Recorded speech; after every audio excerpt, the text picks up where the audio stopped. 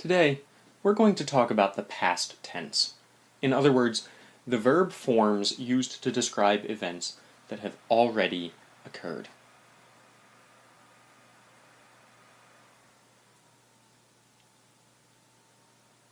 First, let's look at some sentences in the present tense for the purpose of comparison. These are things that are currently occurring. Notice that the verbs are conjugated and in normal position, second in statements, and first in yes or no questions. Now, compare these to the equivalent ideas, but this time expressed in the past tense.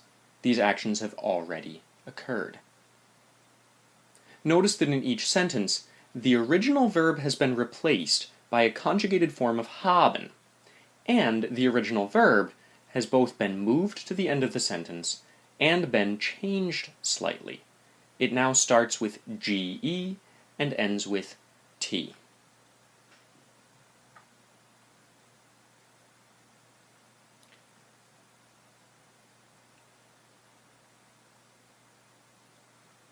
The form of haben is what's known as the helping verb in the past tense. And the other form, the one at the end, is known as the past participle. Using these two verbs together, helping verb and past participle, creates the past tense form known as the present perfect tense.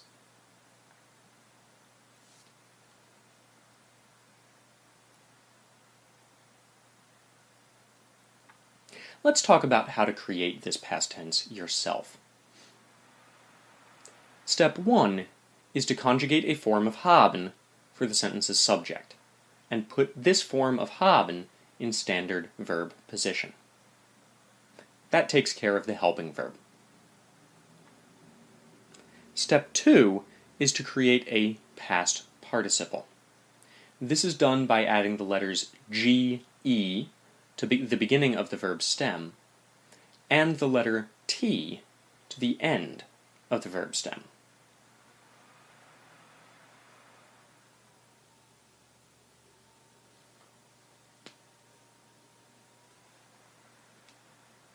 Step 3 is to put the past participle at the end of its sentence or clause.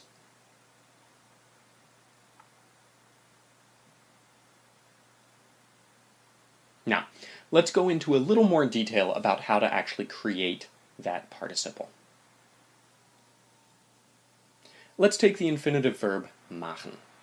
We'd remove the en to get the stem, so the past participle of machen is therefore gemacht. With the verb spielen, we again remove the en and create the participle gespielt. With küssen, same principle applies. We'd remove the en, and the participle would become geküsst. Now let's see how this works in a full sentence. With spielen, one that we just saw, we would have a sentence like Ich habe gestern Fußball gespielt. The participle that we just made is at the end, and the conjugated form of haben is in second position. It works similarly with other verbs. For tanzen, for instance, we'd have Meine Freunde und ich haben getanzt. Using the verb holen, which means to get or fetch, we'd have Meine Mutter hat 1 Kilo Hackfleisch beim Metzger geholt. Notice that the verb is still at the end, even though that's a very long sentence. With kaufen, we could ask, Hast du das weiße T-Shirt gekauft? Or with machen, which we already also just did, Hast du die Hausaufgaben schon gemacht? Now, this may seem very simple to do, and for the most part, it actually is. But unfortunately, there are many verbs that do not follow this general pattern. While regular verbs are predictable, there are a bunch of irregular verbs that need to be learned on their own. Before you get too frustrated about this, though, keep in mind that most languages, including English, have lots of irregular verbs.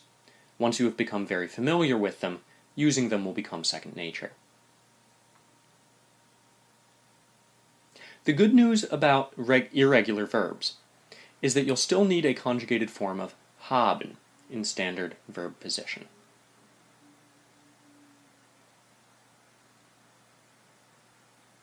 Also, the past participle will still go at the end of the sentence or clause, just like it did in the examples we just saw with regular verbs. What makes irregular verbs tricky, of course, is that the past participle itself is irregular or unpredictable. It doesn't follow a simple pattern like adding a GE and a T.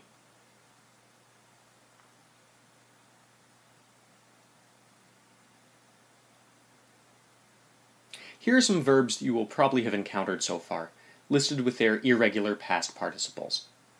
For instance, essen would become not geesst, but gegessen, irregular. Gießen becomes gegossen. Helfen, which means to help, becomes geholfen. Lesen would become gelesen. Schlafen turns into geschlafen in the past tense. Schreiben becomes geschrieben. Watch out for your EI and IE on that one. Sehen becomes gesehen in the past tense. Trinken becomes getrunken. And ziehen, as in anziehen, becomes gezogen. Now, these are important verbs, and unfortunately, you'll just have to practice them a lot until you master them.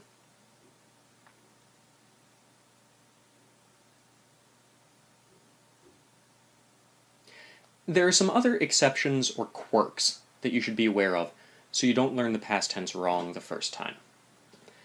First of all, verbs ending in ieren, I-E-R-E-N, do not add the usual g to the participle.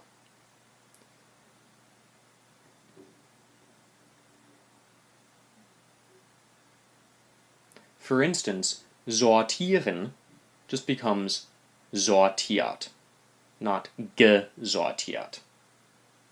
So a past tense sentence involving sortieren might sound like this: Ich habe den Müll sortiert. Same with telefonieren, which also ends in ieren. Ich habe mit Sandra telefoniert. Or with probieren, which means to try. Hast du das Hähnchen probiert? Also, verbs with inseparable prefixes like be, ge, or ver, also do not add a ge to their verb stems in the past tense. For instance, besuchen becomes besucht, not gebesucht. Gefallen would become just plain old gefallen, not gefallen. For instance, you could say, Ich habe gestern meine Freunde besucht. Or with gefallen, you could say, Das Buch hat mir sehr gut gefallen. Or with vergessen, you could say, Ich habe die Hausaufgaben vergessen. But I'm sure you'd never have to say that. Finally, let's talk a little bit about verbs with separable prefixes. Prefixes like an, aus, ab, or auf, etc. These will put the g between the prefix and the stem in their past participles. For instance, aufräumen in the past tense would sound like this: Ich habe heute mein Zimmer aufgeräumt. Abräumen would look like this: Hast du den Tisch abgeräumt?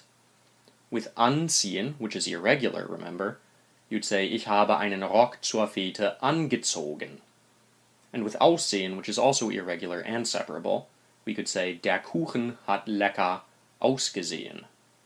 The cake looked delicious.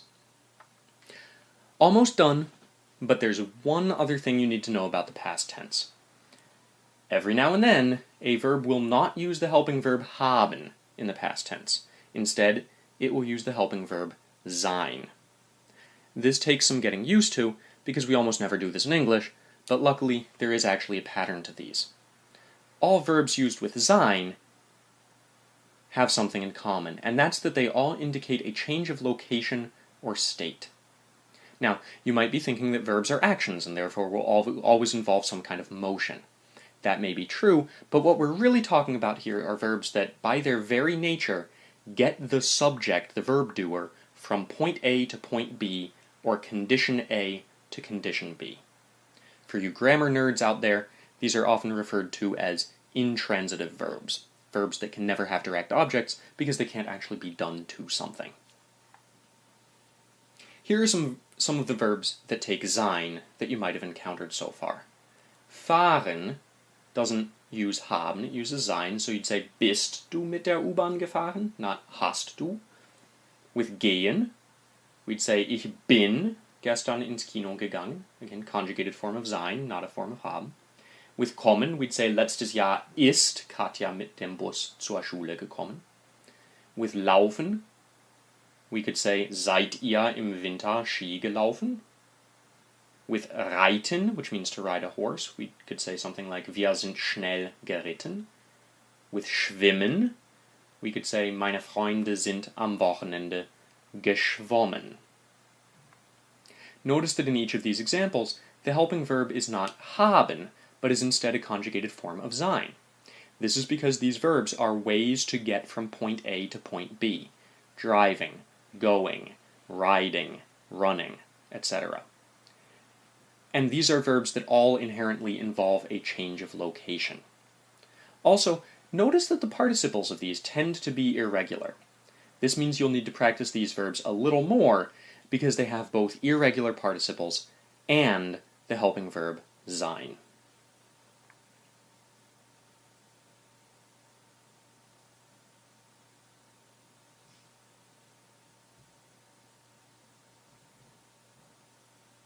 Let's review what you need to know to create past tense statements and questions in German. First of all, for most verbs, you'll need to use the helping verb haben that you'll conjugate and put into the normal verb position. For regular verbs, you will create a past participle by adding ge to the beginning and t to the end of the verb stem, and this participle will go last in the sentence in final position.